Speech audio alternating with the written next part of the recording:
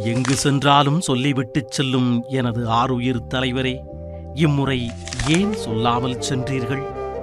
என் உணர்வில், உடலில், இரத்தத்தில், சிந்தனையில், இதயத்தில் இரண்டரக் கலந்துவிட்ட தலைவா, எங்களையெல்லாம் எங்கே ஏங்கவிட்டு எங்கே சென்றீர்கள்?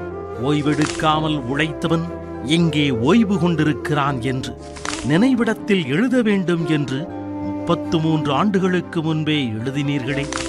இந்த தமிழ் சமூகத்திற்காக இடையேறாது உழைத்தது போதும் என மனநிறைவுடன் புறப்பட்டு விட்டீர்களா?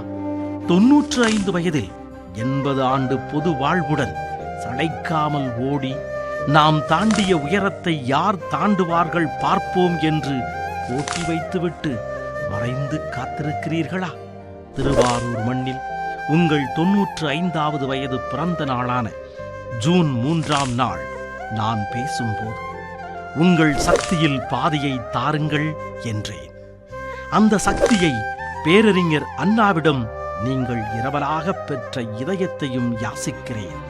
தருவீர்களா தலைவரே? அந்த கொடையோடு இன்னும் நிறைவேறாத உங்கள் கனவுகளையும் லட்சியங்களையும் வென்று காட்டும். கோடான கோடி உடன்பிறப்புகளின் இதயத்திலிருந்து ஒரு வேண்டுகோள், ஒரே ஒரு முறை, என் உயிரினும் மேலான அன்பு உடன்பிறப்புகளே என்று சொல்லுங்கள் தலைவரே.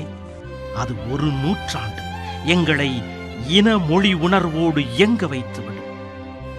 அப்பா அப்பா என்பதை விட தலைவரே தலைவரே என்று நான் உச்சரித்ததுதான் என் வாழ்நாளில் அதிகம்.